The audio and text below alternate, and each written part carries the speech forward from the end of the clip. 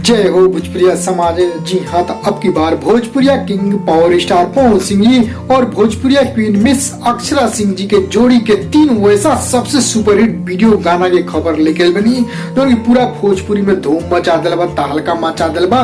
और उ तहलका मचल आज तीनों गाना के जबरदस्त रिकॉर्ड के खबर लेकर एक ही वीडियो। जी हाँ, पवन सिंह अक्षरा सिंह के जिंदगी के तीन सबसे ब्लॉकबस्टर वीडियो गाना खबर जाने में आप सब तो सारा वीडियो अंत तक देखी, सब कुछ जाने डिटेल साथ। उससे पहले एक और रिक्वेस्ट करें आप सके, यदि आप भोजपुरिया चैनल पर नया बनी जुएम जरूर सब्सक्राइब कर ले और एक घंटी के आप जरूर दबा दे।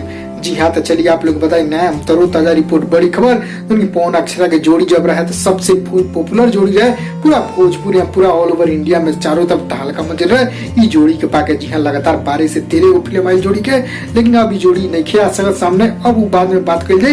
लेकिन पहले बता दी जबरदस्त रिकॉर्ड यानी तीनों गाना के वीडियो के जिंदगी की खबर। जी हाँ, तो पवन सिंह की जिंदगी अक्षरा से जिंदगी एक साथ रहे धमाल मच रहे जब ये तीनों गाना में पहला गाना की खबर बटे जो उनकी आप लोग जानी सबसे सुपरहिट ब्लॉकबस्टर जो 112 मिलियन व्यूज पूरा कर रहा। जी हाँ, 12 करोड़ व्यूज बहुत जल्द पूरा कर ली, बहुत यानी 1.5 से 2 लाख व्यूज कम यानी वो गाना बा त्रिदेव फिल्म के। जी हाँ, चला पिपरवा के तरवा। जी हाँ, पहला सबसे ब्लॉकबस्टर की गाना जोड़ी के चला पिपरवा के तरवा जो 100 मिलियन व्यूज पूरा कर चुकल बा। और बात करिए साथ ही साथ दूसरा वीडियो गाना वो भी फिल्म सैया सुपरस्टार। जी हाँ, सैया सुपरस्टार फिल्म के चमकेलू शीशा जैसा। जी हाँ, चमकेलू शीशा जैसा गाना 11 करोड़ व्यूज पूरा कर रहा। जी हाँ, 110-11। जी हाँ, बहुत जल्द। और साथ ही साथ कही जाओ तो तीसरा ब्लॉकबस्टर गाना जोड़ी के जी हाँ पवन राजा फिल्म के बाटे जो उनकी गाना के बोलबा ललैया चूसे राजा जी। जी हाँ, आप लोग ये गाना सुन लोगे वीडियो उनकी ये भी 10 करोड़ व्यूज पार कर चुका। 10 मिलियन। जी हाँ, 100 मिलियन उनकी कॉल 100 मिलियन के साथ साथ जबरदस्त हिट रिकॉर्ड बना रही तीनों ब्लॉकबस्टर गाना।